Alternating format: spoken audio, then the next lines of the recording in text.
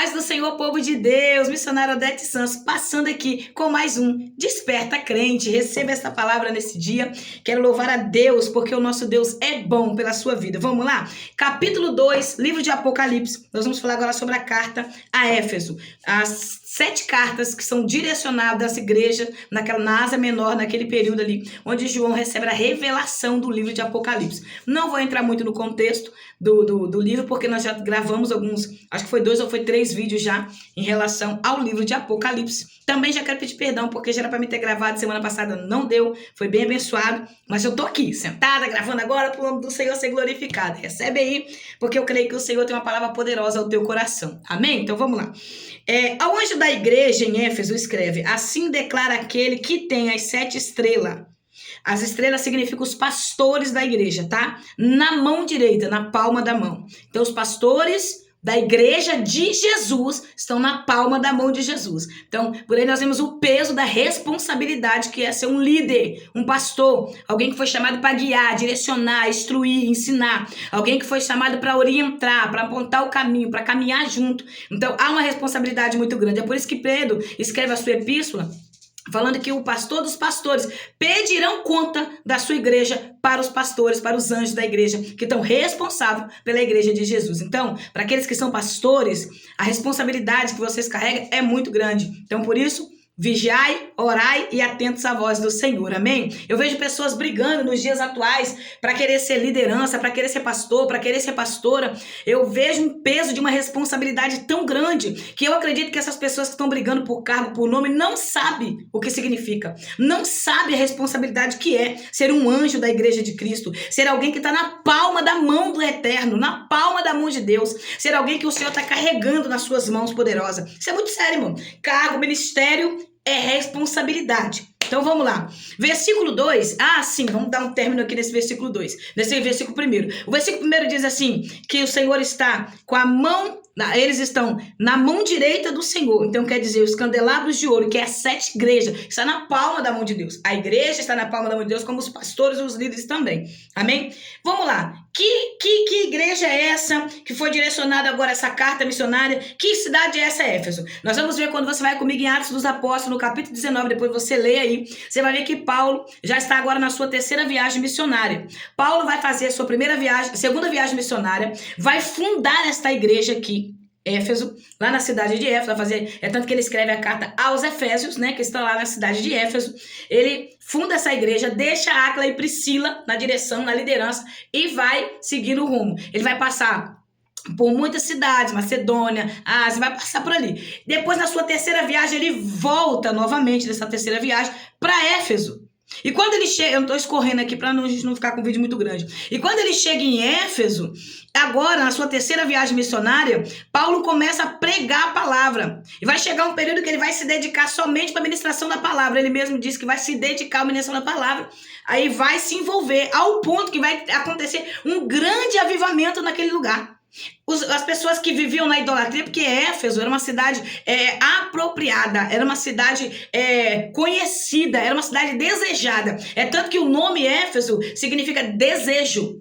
As pessoas desejavam estar em Éfeso, queriam estar em Éfeso, por a influência que Éfeso tinha, né? Uma cidade, uma metrópole, né? Que era conhecida naquele tempo, naquele período ali, no caso mundialmente. Então muitos queriam estar em Éfeso, queriam estar naquele local ali. E Paulo funda essa igreja ali, acontece um grande avivamento, os artesãos começam a levar prejuízo porque não vendia mais os seus santos, suas imagens de escultura. Era uma cidade idólatra, totalmente idólatra, cheia de idolatria. Eles idolatravam a deusa Diana, que é a deusa do amor. Eles idolatravam a deusa Artemis, que é a deusa da fertilidade. Eles idolatravam tantos tipos de deuses.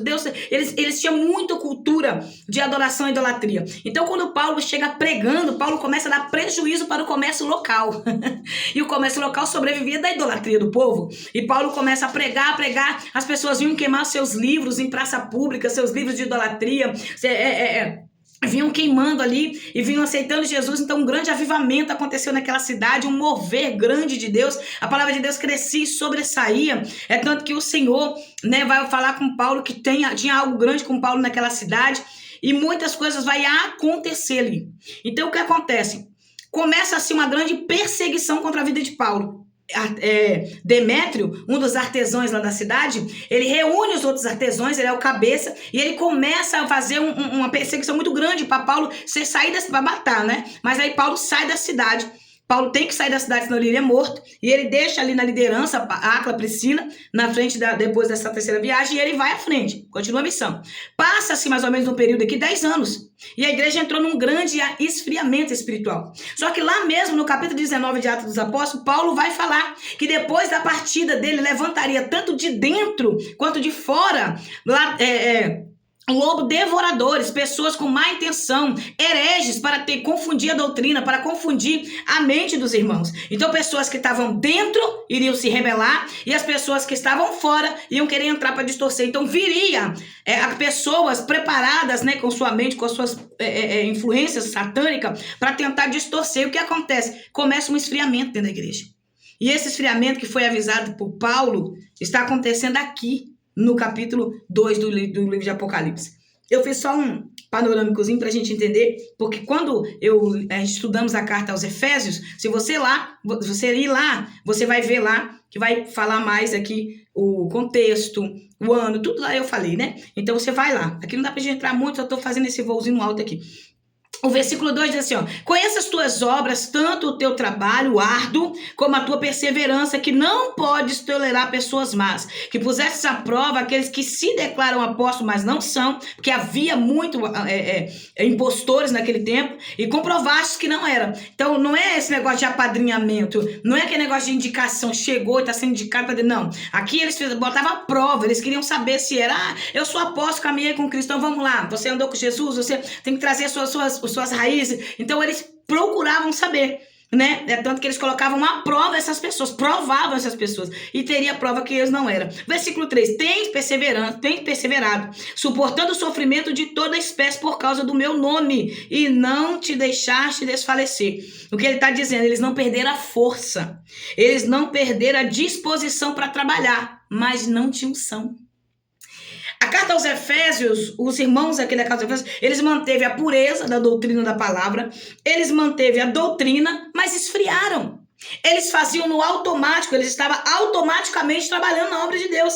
Eles estavam automaticamente fazendo algo que virou rotina para eles. É um perigo você, na caminhada com Deus, deixar a sua vida se tornar uma rotina. Virar algo que é normal, tá normalizado. Eu vou no culto hoje, eu vou lá porque tem que ir, mais um culto. Normalizou. Virou algo assim no automático, tá robótico.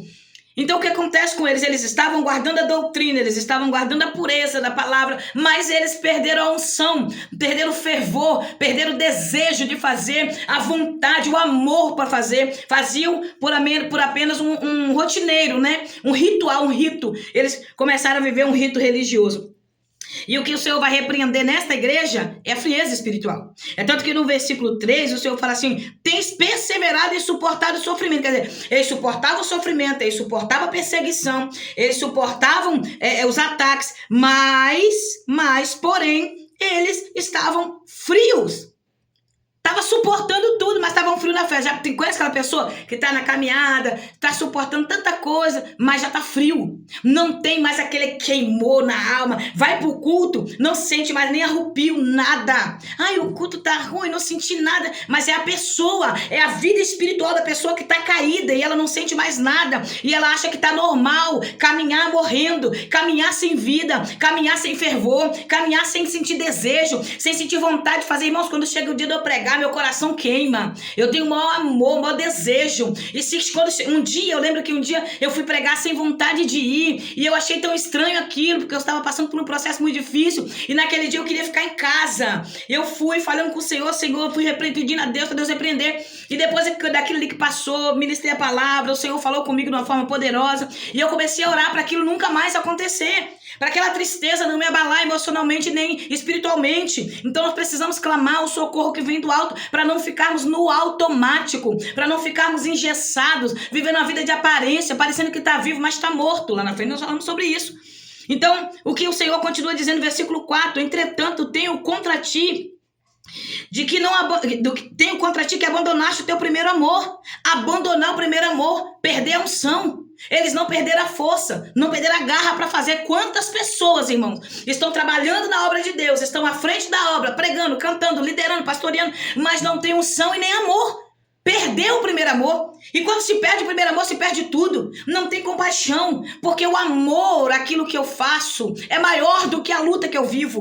O amor por aquilo que eu faço é maior do que qualquer perseguição. O amor que eu tenho por Jesus é maior do que qualquer batalha que eu venha sofrer aqui na terra, porque o amor que eu tenho por ele é maior. Então eles perderam, eles abandonaram. Na realidade que não foi nem perder, né? Na realidade que foi abandonar. É um perigo quando o crente abandona. Abandonar é desleixar, é caminhar relaxadamente. Vamos lá. Capítulo 2 aos Hebreus, Paulo fala sobre isso. O relaxo que o povo estava com a obra do Senhor. O relaxo que eles estavam, caminhavam sem compromisso. Não queria mais cultuar, não queria mais ter uma vida de compromisso. Então isso é muito perigoso na caminhada. Esse esfriamento. Pessoas que quando chega a esse nível de cauterização da mente não conseguem abrir a visão para entender o que é bom para a sua vida espiritual. Amém? Então vamos lá. O versículo 5 diz assim: recorda-te, pois, de onde caíste, arrependa-te. O arrependimento é ter uma metanoia, uma transformação de mente e voltar às primeiras práticas. Então tá, o que eu fiz daqui para trás eu não posso mudar, mas o daqui para frente eu posso mudar. Então não é o que eu fiz para trás, porque para trás eu não consigo mais, não. O ontem não volta mais, mas o daqui para frente eu consigo transformar. Então transforma a partir de agora. O Senhor está dizendo, muda agora, arrepende. A Bíblia diz assim que aquele que arrepende e deixa, alcança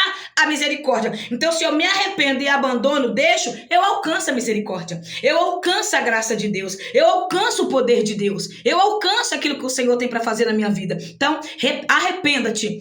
Missionária, eu tô fria, eu não tô mais com tanta vontade como eu tinha antes. Então nós vamos orar em cima disso aí e você vai confessar isso. Confessar. Nós só conseguimos avançar quando nós confessamos. Nós só conseguimos ir à frente quando nós falamos. Quando falamos, eu estou dessa forma, eu preciso disso, eu tenho que mudar nisso aqui, eu preciso abandonar isso, eu preciso parar essa prática. Aí nós alcançamos a misericórdia. Confessa e deixa. Então é necessário arrepender, confessar e deixar. Amém? Então agora o Senhor fala assim, uma qualidade que tem. Tenham-os contudo a teu favor. Então quer dizer, eles tinham uma qualidade também. E qual era a qualidade? A qualidade que eles tinham é que eles não se associavam com os nicolaítas. Vamos lá. Eu vou entrar aqui e vou mais ou menos te explicar o que é nicolaítas. O arrependimento que eles perderam, a perda da presença de Deus, né? Então o Senhor está dizendo, se arrepender, a presença ia voltar na vida deles. O que eles faziam muito bem era analisar os outros. Pode observar que aqui eles colocavam as pessoas à prova, tá? Colocavam pessoas à prova. Aqui no versículo 2, no versículo 6, eles também não foram a favor das práticas dos nicolaítas, né? Então isso foi a favor deles. Eles odiavam a forma que aqueles nicolaítas, que era uma seita que foi instituída. Atos dos Apóstolos, capítulo 6, nós vamos ver que um dos diáconos, que são separados para servir o povo, quando os discípulos vão ficar dedicados só à palavra de Deus, eles levantam diáconos, cheios do Espírito Santo de Deus. Atos dos Apóstolos, capítulo 6, versículo 5, você vai ler, do 1 ao 5, você vai ler lá em diante. Eles vão levantar diáconos cheios do Espírito Santo, que conhece a palavra de Deus, é tanto que Estevão vai ser apedrejado. Antes dele ser apedrejado, ele vai trazer a história todinha até chegar no Messias. Então você vai ler lá, você vai entender o que eu estou falando aqui. Então o que acontece? No meio desses homens que foram levantados, né, esses 7 diáconos, levantou um homem chamado Nicolau. E esse homem, possa ser que seja ele, não podemos afirmar que foi esse Nicolau, porque esse Nicolau é o exemplo de quem começa bem e termina mal. Nicolau foi indicado pelo seu testemunho, um homem cheio de Deus, um homem que tinha vida com Deus. Ele foi levantado como diácono. Só que Nicolau não vai aceitar a doutrina de Cristo. Ele é tanto que o texto diz assim, deixa eu abrir aqui em Atos dos Apóstolos, que eu quero ler para você. Acho que a gente não vai ter muito tempo, vou bem rapidinho. Então o texto diz assim, que esse Nicolau, ele veio do judaísmo. Eu vou só falando, depois você lê lá.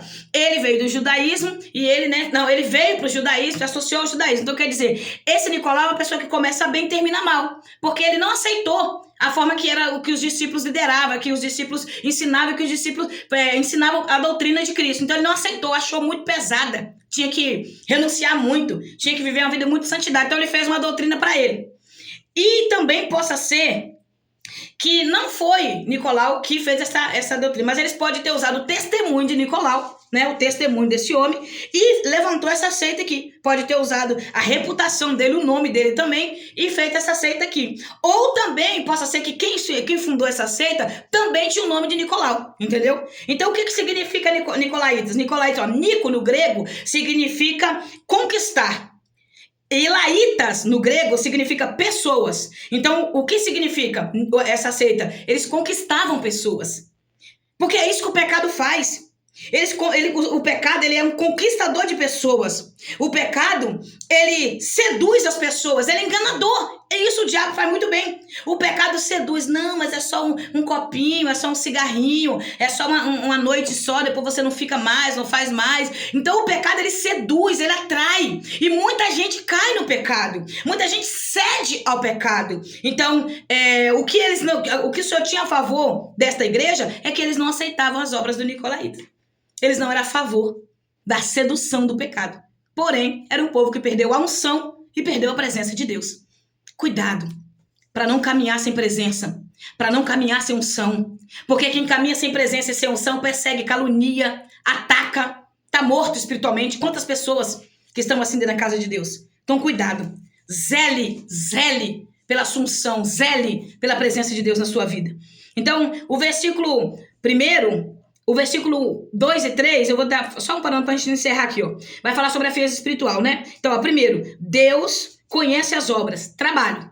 Deus conhece o trabalho. Deus conhece o meu trabalho, o seu trabalho. Deus conhece a minha perseverança e a sua perseverança. Mas Ele também põe na balança dele se o que eu estou fazendo por Ele está agradando a Ele. Está sendo de acordo com o que Ele instrui que seja feito. Tem muita gente trabalhando. Tem muita gente sendo usada, mas nem tudo está sendo aprovado. Então, vamos lá. Não perdeu a força, a disposição, mas perdeu a unção e a presença. Abandonou o primeiro amor, estava no automático, estava caminhando, mas sem vida, estava indo, mas sem graça de Deus. Então vamos lá? Vamos orar? Vamos orar? Vamos orar. Vamos orar. Eu ia entrar, irmãos, eu sou muito adiantada nas coisas, Jesus é bom na minha vida. Eu ia fazer um panorama das cartas, mas aí eu já estava com tanta pressa para deixar essa mensagem para você, falei, vou entrar logo. Então, eu creio que o Senhor tem muitas coisas para falar no nosso coração, amém? Ore por mim, eu estou orando por vocês, juntos nós chegaremos ao céu. Desperta, crente, seja Jesus na vida de alguém. Senhor, nós te agradecemos por esse momento de comunhão com a tua palavra, por esse momento de ouvir a tua palavra, por esse momento, ó Pai, de receber a tua palavra. Somos gratos ao Senhor pela vida, pelo respirar. Ó Deus, nós queremos nos entregar nas tuas mãos e te pedir, ó Pai, que a unção e a tua presença permaneça em nossas vidas e que nós não venhamos perder esta graça, essa autoridade que o Senhor nos deu, porque a tua palavra nos diz no verso 7 que quem tem ouvidos compreenda a tua palavra, que quem tem ouvidos ouça, porque o Senhor está declarando as igrejas, a sua igreja na terra, que sou eu, que sou quem está aqui, Senhor, neste momento me assistindo, que aqueles que ainda irão assistir, eu entrego nas tuas mãos, porque nós seremos vencedor e teremos direito, Senhor, à árvore da vida que está no meio da cidade, do paraíso de Deus, e nós iremos estar lá, Pai, breve, e por isso eu te peço que nós venhamos conservar a unção e a graça e não perder a tua presença. Fica conosco no nome santo de Jesus. Amém. Deus te abençoe.